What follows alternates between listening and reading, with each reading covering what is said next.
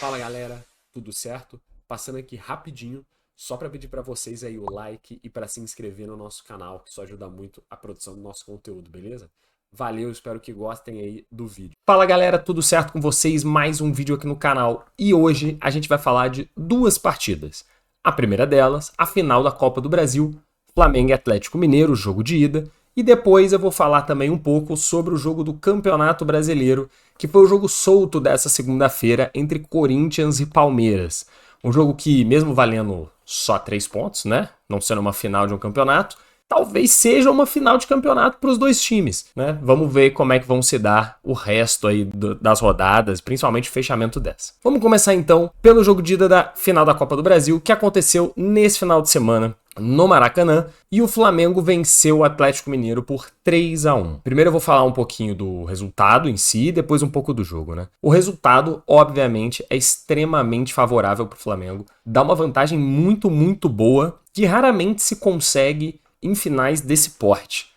Eu senti que o Atlético começou um jogo um pouco apagado, um pouco confuso, e isso acabou prejudicando bastante. Porém, o gol, já na reta final, porque estava 3-0 no momento do gol do Atlético, o gol do Allan Kardec, ele dá aquela fagulha de esperança, que muitas vezes também, eu já vi isso acontecer em outras situações, é um fator crucial para mudança, postura no jogo de volta. Porque se acabasse 3-0, mais do que o resultado em si, o abalo psicológico para o jogo de volta era muito grande. A torcida sempre vai acreditar, mas ia ser mais difícil. Os jogadores iam entrar em campo e falar, putz, se não sai um gol na primeira meia hora, vai ser difícil. E querendo ou não, um resultado de 3-1 deixa as coisas diferentes. Por quê? Suponha-se que o Atlético comece muito bem o jogo e aos 20 e poucos minutos faça um gol. Cara, ele só precisa fazer mais um. Porque a lógica é essa, mas vai para os pênaltis. Beleza, cara, mas só precisa fazer mais um.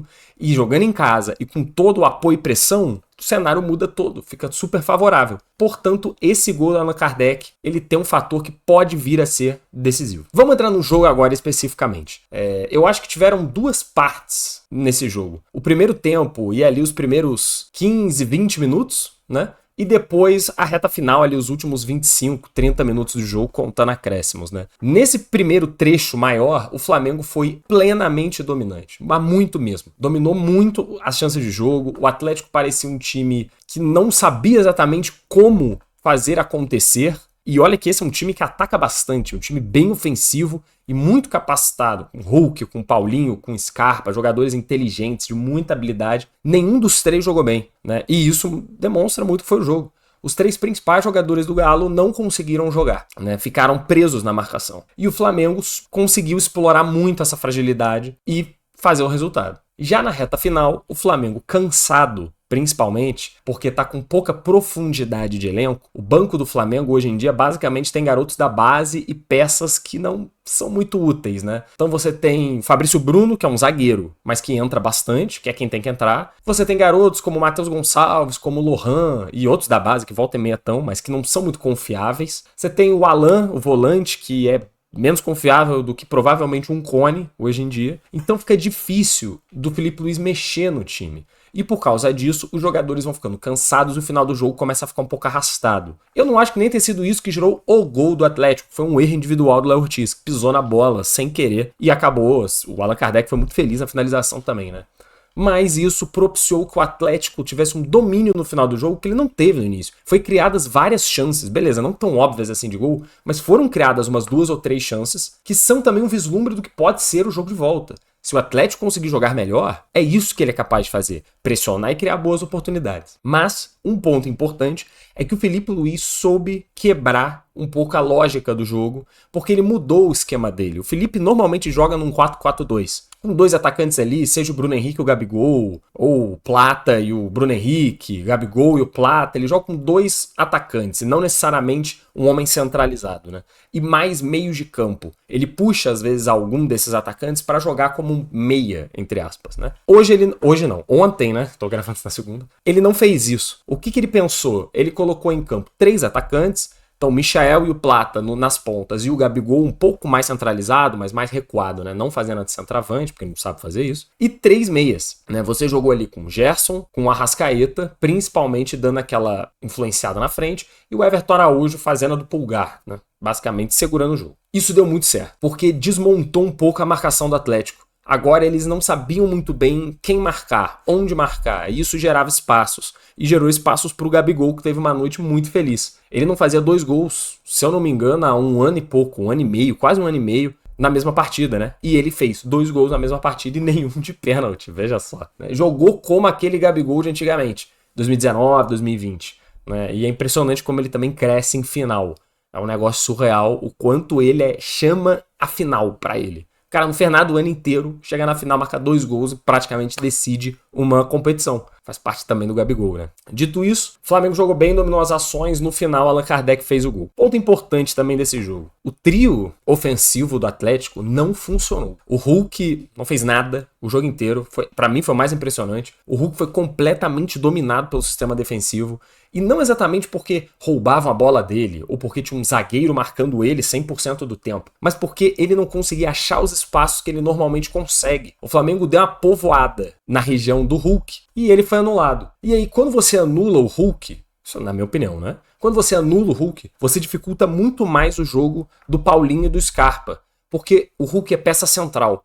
O Scarpa é um cara de muita habilidade, ele tem pisada na área, chuta a bola pro gol, só que a principal função, ao meu ver, dele nesse time é achar bons passes, é conectar com o Paulinho ou com o Hulk, o Paulinho que tem mais velocidade e o Hulk que tem mais força física e finalização de fora da área. E quando você tira o Hulk da jogada, o Scarpa tem a bola e ele não tem muito para onde ir com a bola. Ele foi o que mais tentou, pelo que eu lembro do jogo, né? Ele foi o que mais tentou. Ele criou, ele buscava a bola, driblava jogador, tentava achar passe, mas não conseguia. Ele dava um pouco sozinho em campo. O Paulinho não fez um bom jogo, eu acho que também individualmente o jogo dele não foi bom, tudo que ele tentou fazer quase deu errado. Ele não teve as oportunidades de lado de campo, ele não teve as oportunidades de levar a bola para a linha de fundo. Nos laterais do Flamengo foram bem nisso também, tem que se dizer. E aí o jogo acabou ficando muito amarrado. E se esses caras não jogam, o resto do time do Atlético tem dificuldade. Né? O Arana também não fez um bom jogo, outro jogador muito importante para o Atlético Mineiro, não fez um bom jogo. Eu acho que se preocupou muito em defender. Ele ficou com medo de deixar espaços nas costas para o Plata aproveitar a profundidade. E isso acabou segurando um pouco o Arana. Se tivesse 2 atacantes só no Flamengo, talvez o Arana tivesse liberdade e isso criasse outros espaços em campo. Mas povoar com os pontas prendeu os laterais do Atlético e isso prejudicou também o jogo deles. Dito isso, é reversível. O Atlético Mineiro já provou várias vezes com esse elenco e elencos parecidos no passado que é reversível. Eles conseguem jogar super bem, se encaixar taticamente em campo. Vai acabar virando um jogo, ao meu ver, muito dos técnicos. Porque vai depender muito de como eles vão entrar em campo, né, no próximo domingo. Se o Milito vai conseguir entender o Felipe Luiz, se o Felipe Luiz vai mudar de novo e tentar surpreender novamente, né, o Diego Milito. Então fica uma situação muito tática, muito estratégica pré-jogo, porque eu acho que isso pode definir muita coisa. Um Flamengo acuado normalmente joga mal. Então, se o Atlético conseguir fazer isso, pressionar o Flamengo, que eu acho que é natural por estar jogando em casa, né, pode ser que consiga um grande resultado. Reverta a situação, faça esse resultado ao contrário. É possível. Vamos ficar atentos ao domingo que vem, quando será a decisão final do jogo de volta na Arena MRV da Copa do Brasil. Mas eu tenho certeza que vai ser um grande jogo, porque o Atlético é um time que joga ofensivamente e o Flamengo vai dar espaço, porque ele também vai tentar fazer gol.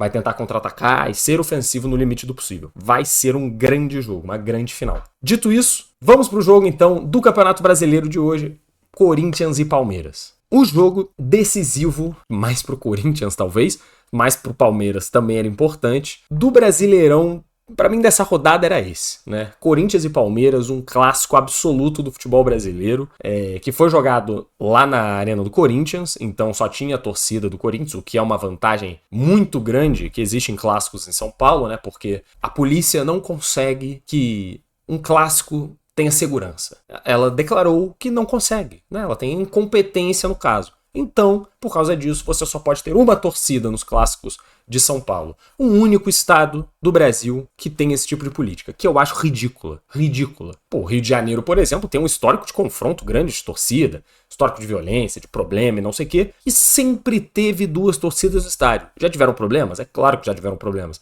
Mas isso é raríssimo, principalmente nos últimos anos. A maior parte das confusões que você tem em arquibancada no Rio de Janeiro é com as próprias torcidas. É a torcida brigando com ela mesma. Né? A gente viu isso, por exemplo, em São Januário, há não muito tempo atrás. Mas não exatamente com torcida visitante. Ainda mais em clássicos. Enfim, eu acho um absurdo. É muito importante ter torcida e também a torcida visitante. Isso faz parte do futebol. Mas tudo bem, né? Isso aí talvez um dia se resolva. O jogo em si. O Corinthians surpreendeu o nosso Palmeiras, né? O seu Palmeiras. 2-0 em cima do time do Abel, que eu não sei há quanto tempo, eu acho que era há uns 3, 4 anos, que não perdia pro Corinthians, tá? Isso é bizarro, porque eles têm confrontos toda hora. São, né, rivais de estado, então jogam estadual, né? Vão se enfrentar todo ano 2 vezes pelo Campeonato Brasileiro. E o Corinthians não conseguia ganhar, cara. Não conseguia ganhar. E finalmente conseguiu. Um resultado que pro Corinthians é surrealmente importante. E por que isso, né? Principalmente por causa da luta contra o rebaixamento. O Corinthians, somando esses 3 pontos desse 2-0, chegou a 38 pontos na tabela. E o primeiro fora da zona é o Atlético Paranaense com 34 pontos. Beleza que ele tem um jogo a menos. Então, vamos supor aqui que o Atlético vença, tá? Na pior dos cenários. Então, o primeiro na zona seria o Bragantino com 35 pontos. O Corinthians conseguiu abrir 3 pontos. Portanto, uma vitória, um jogo de diferença. E isso é muito importante. Considerando que tem só mais 6, você poder ainda empatar em pontos e ficar na frente, né, pelos quesitos de vitória e gols, é crucial. E isso ele conseguiu. Num jogo que, na teoria, não era para você esperar os 3 pontos, né? Talvez o torcedor mais esperançoso considerasse os 3 pontos. Mas como o time não vencia do rival há quase 4 anos, eu diria que 1 ponto estava de bom tamanho pro Corinthians hoje. E o Corinthians jogou bem o jogo inteiro, tá? O Corinthians dominou praticamente o jogo todo, teve as melhores oportunidades. Teve um erro bizarro do goleiro do Palmeiras, né? Que eu vou entrar aqui no mérito daqui a pouco. Mas ele fez um jogo firme, um jogo bom, que não só dá os 3 pontos, como também mostra pro torcedor que é possível muito mais. É possível o Corinthians ganhar mais jogos e ir pra Sul-Americana. É possível. Lógico que é. O Corinthians agora tá em 13º. O Vitória, que é o 12º, que tá indo pra Sul-Americana, tem os mesmos 38 pontos. É capaz de, assim, nesses últimos 6 jogos, se o Corinthians ganhar 2, ele vai pra Sul-Americana. É esse nível, basicamente, que eu enxergo no Campeonato Brasileiro. E eu acho isso muito possível, pelo que demonstra em campo. Já vem de alguns jogos. O Corinthians vem fazendo boas partidas, de maneira geral, né? Então, hoje de novo, se afastou da zona de rebaixamento. Talvez não caia mais, viu? Talvez não caia mais. Não dá pra dizer isso porque ainda tá muito perto, mas até pelo que vem jogando, eu acho que o Corinthians conseguiu se livrar aí do rebaixamento com esse grandíssimo resultado. Já o Palmeiras, né, pensando no resultado em si, não no jogo jogado, né, que eu posso entrar em detalhes daqui a pouco. Cara, o Palmeiras perdeu uma oportunidade de ouro. Beleza, que era o rival, na casa do rival, e é sempre duro, é muito difícil, ok. Só que ele tava a 3 pontos do Botafogo, e ganhando, ele chegaria aos mesmos 64 pontos. Empataria em número de vitórias e passaria o Botafogo no saldo de gol. Seria líder, dormiria líder. O que seria uma pressão muito interessante para se fazer contra um time que vai jogar na terça-feira, né? Vulgo amanhã, ou hoje, quando você estiver vendo esse vídeo. Contra o Vasco. Também um clássico muito importante do futebol brasileiro, Botafogo e Vasco. A diferença é que é no Engenhão, na casa do Botafogo. Eu diria que o Botafogo tem uma chance significativa de ganhar, tá? Tipo assim, 75%. Até pelo que os times jogam hoje. Então o Botafogo pode abrir 7 pontos de vantagem, ou melhor, 6 pontos de vantagem pro Palmeiras, faltando aí 6 rodadas. E eu acho que fica difícil de tirar, tá? O Botafogo é um time que não perde muito ponto, perde pouquíssimas partidas. E mesmo tendo foco na Libertadores, né, que é daqui a mais ou menos uns 20 dias, e tem uma parada FIFA no meio, eu não consigo enxergar o Botafogo perdendo jogos suficientes para que alguém tire 2 vitórias em 6 jogos. Então, se o Botafogo em 6 jogos perder 2 vezes e ganhar 4 vezes, o Palmeiras tem que ser perfeito para conseguir ser campeão. Bom, e se perdeu pro Corinthians hoje, jogando bem mal, eu não acho que o Palmeiras vai conseguir ser perfeito até o final do campeonato. Era uma briga de gato e rato que não permitia equívocos, não permitia erros. E o Palmeiras hoje errou. E para mim, tá fora também da disputa e o Botafogo será campeão brasileiro.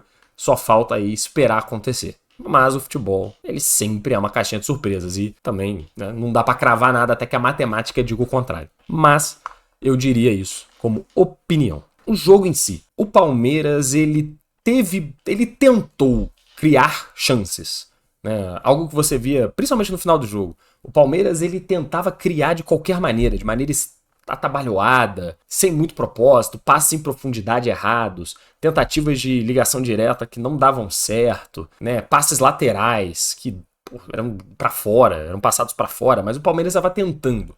Ele estava tentando criar alguma coisa, mas não estava feliz, não estava um bom dia. E, cara, assim, é muito significativo quando você tem um cara como o Rony, por exemplo, que entra no final do jogo e tenta dar uma bicicleta, perdendo de 2-0 fora de casa pro seu rival. Ele tentou emendar uma bike. Porra, assim, eu entendo que é a característica do cara, que é a marca registrada do cara, que é não sei o quê, mas pô, tá de palhaçada, né? Tu tem que ser mais ou menos palhaço pra tentar dar uma bicicleta perdendo de 2-0. Pelo amor de Deus, eu acho assim.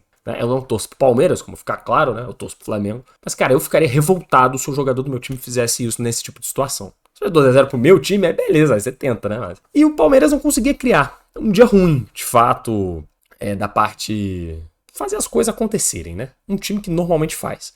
Em contrapartida, o Corinthians fez um jogo muito interessante. Um jogo de marcação acerrada, um jogo de muita garra, muita disposição, muita, né, o Garro, por exemplo, que foi um dos autores dos gols, pô, ele é um cara que é craque de bola e ele, pô, se joga no chão, ele dá carrinho, ele é maluco, ele corre até o fim, tem uma jogada no finzinho que ele corre atrás da bola na bandeirinha de escanteio, ganha uns 30 segundos, é muito significativo, né? É um cara que representa um pouco também o que é esse Corinthians, né? O que é o Corinthians de maneira geral. Um time muito aguerrido, que às vezes pode não ser o melhor, às vezes pode não jogar o futebol mais bonito, mas ele tá lá tentando. Pontos importantes desse jogo. Primeiro, teve um gol que o Palmeiras perdeu no início do jogo, numa cabeçada do Felipe Anderson, que estava completamente sozinho e não conseguiu fazer o gol.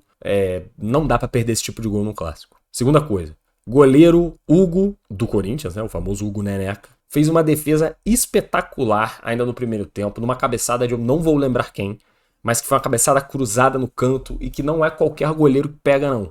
E aquilo ali poderia ter mudado a história do jogo. Era quando o Palmeiras ainda estava criando boas oportunidades no início. E o Hugo pegou. Isso faz a diferença. Ter goleiro faz diferença. E o Corinthians hoje tem goleiro. Por experiência, porque ele era do Flamengo, né? Ainda é mais ou menos, porque ele tá emprestado. Digo que ele é um pouco merdeiro, tá? Ele vai fazer merda. Vai entregar uns gols completamente bizarros. Mas de maneira geral, ele faz defesas difíceis. É curioso. Ele entrega gols, só que ele faz muitas defesas muito difíceis. Característica dele. E ele fez isso hoje de novo. Uma defesa muito importante. Ponto mais importante de todos agora. O terceiro ponto. O que diabos o Everton fez no segundo gol do Corinthians? O que o Everton fez no gol do Yuri Alberto? E a bola foi lançada em profundidade, né? Para quem não viu, a bola foi lançada em profundidade. E o Yuri Alberto saiu correndo atrás da bola, né? O zagueiro não conseguiu acompanhar, então ele saiu meio que cara a cara com o Everton. O Everton tinha duas opções. Ficar parado no gol, esperar o Yuri Alberto chutar para ele defender ou deixar entrar, né? Enfim. Ou sair do gol e tentar dividir a bola. Ou chegar antes e dar um bico na bola para fora, para lateral, para qualquer lugar. Foi isso que ele tentou fazer, que muitas vezes o goleiro faz. Ele sai correndo em direção à bola. O problema é que, eu vou tentar ilustrar aqui, né? Imagina que o campo de futebol é a tela, tá? A bola saiu desse ponto e foi pra cá. Foi na diagonal, né? O gol é aqui onde tá o lustre. A bola foi na diagonal. Assim, ó, toma. E aí o Everton, quando ele foi sair do gol, ele saiu do gol em linha reta, em direção à bola. E eu não sei o que aconteceu, não sei se a bola ganhou velocidade no meio do caminho, ou se ele simplesmente estava muito louco da cabeça. Porque ele passou da bola. Melhor, a bola passou dele, né? Ele não conseguiu chegar, a bola passou da linha que ele estava correndo vertical, e ele teve que correr atrás da bola. Então imagina, o goleiro saiu do gol para chutar a bola aqui, né? Tum! E aí a bola passou, ele teve que fazer assim, para correr atrás da bola, e deixou o gol sem goleiro. E obviamente o Yuri Alberto, como tem 23 anos, é muito mais rápido do que ele. Não só por ser muito mais novo, mas também por ser um jogador que fica treinando correr, diferentemente do goleiro. E ele chegou antes da bola e fez o gol, sem goleiro, porque o goleiro do Palmeiras estava perseguindo o atacante, igual um doido. Assim, inacreditável, inacreditável. É um erro que um goleiro de seleção brasileira, beleza, ele não é goleiro titular, mas um goleiro de seleção brasileira que já jogou pela seleção brasileira, não só foi reserva, não pode cometer em nenhum momento da carreira. Porque não é físico, não é, putz, não pulo mais. Não, é mental. Foi burrice. É impossível um cara desse quilate do Everton, um goleiro, pô, excelente, com muitos e muitos anos, fazer um erro bizonho como foi esse. Não foi um erro bizonho, um erro surreal. A marcação também estava errada, porque não acompanhou. E o goleirão, sei lá que diabos ele fez. Isso aí matou o jogo. Porque é um golpe não só do gol, né, que já é bastante coisa, mas é um golpe emocional no time, pô. É um gol meio escatológico e isso sempre atrapalha bastante. Dito isso, Palmeiras desperdiça sua chance. O Corinthians aproveita e, em cenários opostos, né, um se salva um pouco ali do rebaixamento e o outro fica meio perdido agora ali dentro do G4. Ainda tem chance, tanto do Corinthians cair quanto do Palmeiras ser campeão. Mas acho que fica difícil as duas coisas. Clássicos são maneiros porque eles propiciam esse tipo de situação. Resultados malucos, coisas mirabolantes. Cara, é o cerne do futebol, né? A imprevisibilidade da bola. Vamos ficar de olho no jogo Botafogo e Vasco. Porque é um outro clássico que, na teoria, tem um favorito muito grande e que também pode nos surpreender. É isso, galera. Espero que vocês tenham gostado do vídeo. Essa semana a gente vai ter menos vídeos, porque o editor deste canal, que é o meu irmão, ele está fazendo provas de vestibular. Então também para ajudar ele aí a conseguir se focar melhor nas provas, a gente vai ter menos vídeos nessa semana e na próxima, e aí alguns vídeos maiores, né? Eu vou voltar com as tier lists, por exemplo, tá? Então fiquem de olho porque vai voltar um conteúdo bem legal aí pro canal. Espero que vocês tenham gostado do vídeo, espero vocês na próxima, forte abraço!